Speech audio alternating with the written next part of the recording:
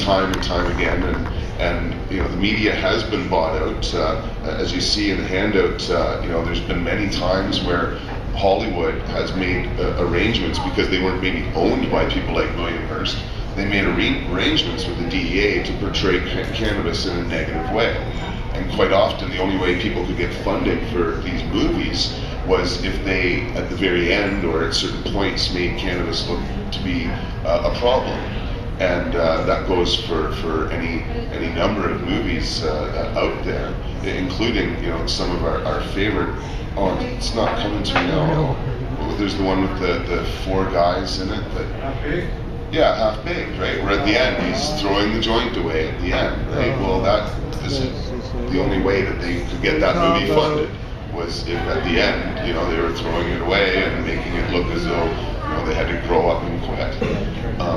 That happens in a lot of different movies and themes, and so you know, Hollywood for the most part has not been a friend. Luckily, we have documentaries though, and there are more independent films that are coming out there that are shedding the light, you could say, which is very encouraging. Now, I guess before I get more into some of the publications I have, the print media though can't be ignored. You know, we could create, you know, our own media, but it's really important for us to learn as a cannabis community to get in the press as often as possible. And you know, sometimes bad press, you could say, is good press. Bad press is being arrested, and it happens a lot in the scene, and we get a lot of media because of that. The trick is to try to find opportunities to get good media when you're not going to get arrested with a cookie giveaway or whatever. And we've done a really good job here in Victoria coming up with all sorts of different things that have gotten us media attention. And I would encourage any other activists out there to either look up some of the stuff we do or just try things, because you never know what's going to work and how far it's going to go. A good example is my Cannabis idea, and it wasn't even my own. I heard about it through Chris Clay in Ontario, who raised like $25,000 for his legal effects fund, selling these little bond certificates for $25 a piece, and he promised everyone a quarter ounce later when it becomes legal. So I thought, gee, I'll do the same thing. I'll call it Cannabis. I did it years ago when we were going through police raids, like every other month, it seemed. 4 of them, and so we had a press conference at our store, and it shocked me how much press we got over this really fun and interesting idea, to the point where not only was I in an article on the front page of the Times Columnist, but this is the Mingbao Daily News, the largest Chinese Canadian newspaper, and there's my picture on the bottom corner there, because the Chinese people couldn't believe that I was selling bonds in the future of cannabis, that people were going to give me money on some future idea. It really just blew them away.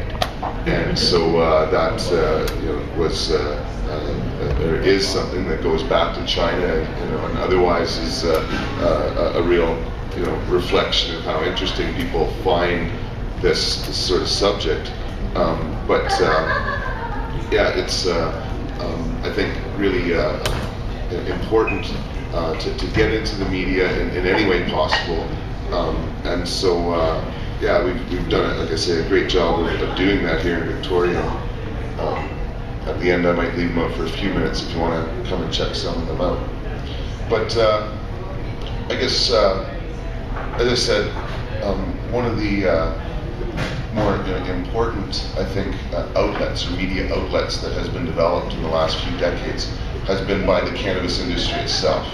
And I've heard this from Mark Emery, and it just made so much sense that if you don't like what the media is doing, if you don't like what they're printing, if you don't like how the industry is working, well then make your own. Don't just sit there and complain. And he did that.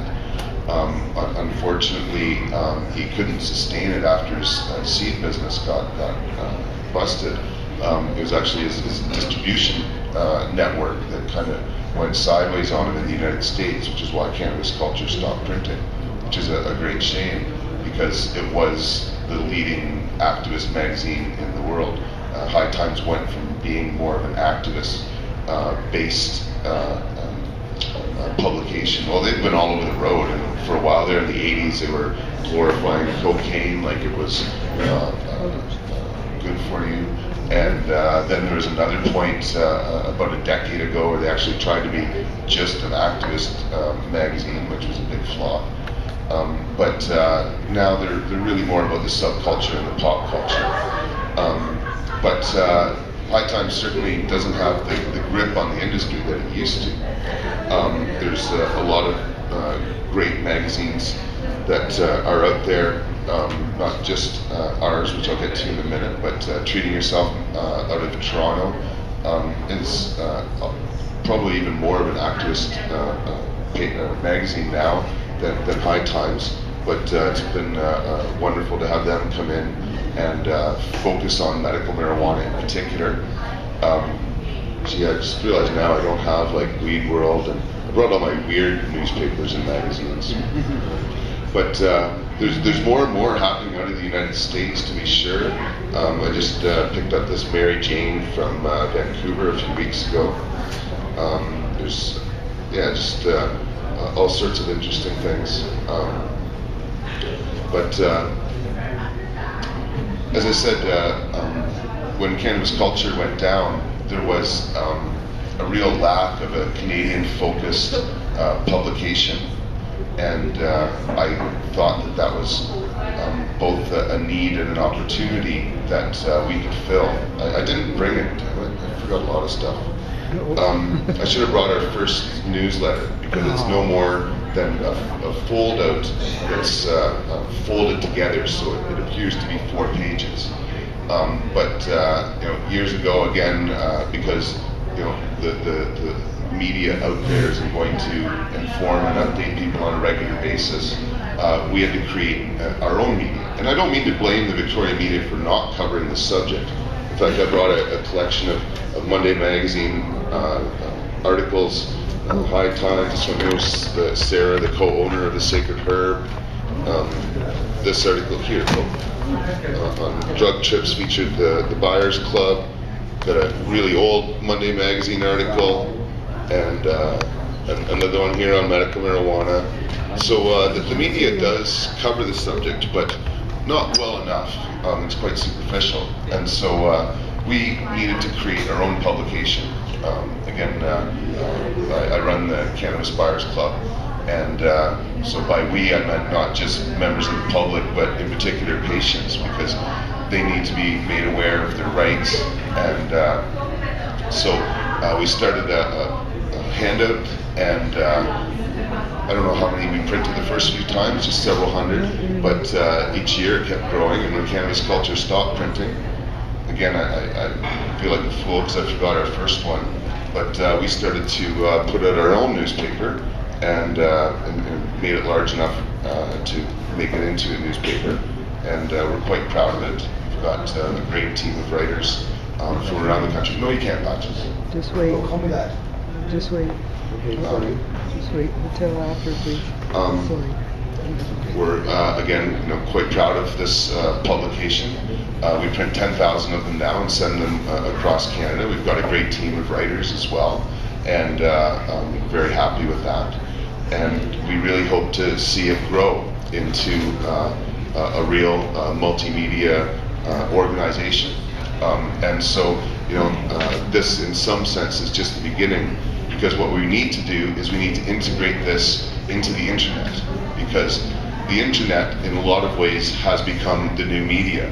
And in some ways this newspaper and these magazines that I'm showing you are the old form of media. And it was sort of a question of whether we should print, because so many people rely upon what's happening online. But for a lot of reasons, print is still really critical to keep people informed and to consolidate information. There's so much information on the internet now. It's really hard to know what's important and what to believe, and who's speaking from a position of authority.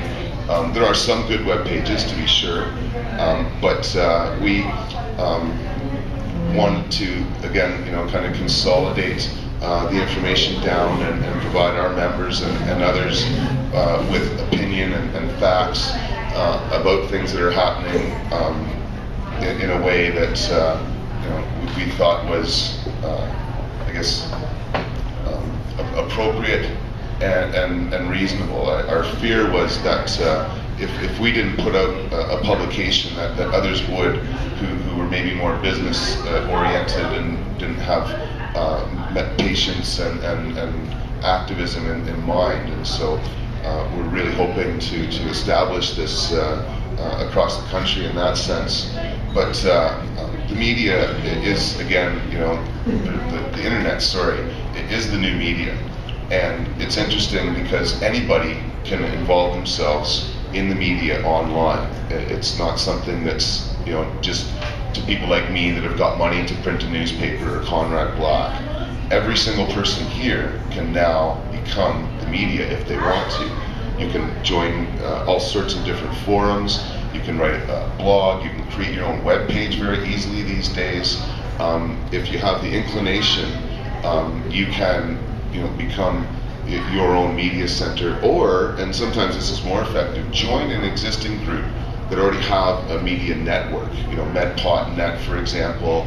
Cannabis Culture's got a very active online group of growers. It's wonderful to see how this media group, through their forums, has allowed people to exchange information and share stories about how they're growing and keep up to date on the newest technologies and things like that through this public media forum. And so this is new. I went to university 20 years ago. We didn't have anything like this going on. We didn't even send an email when we were in school, and I graduated in '94.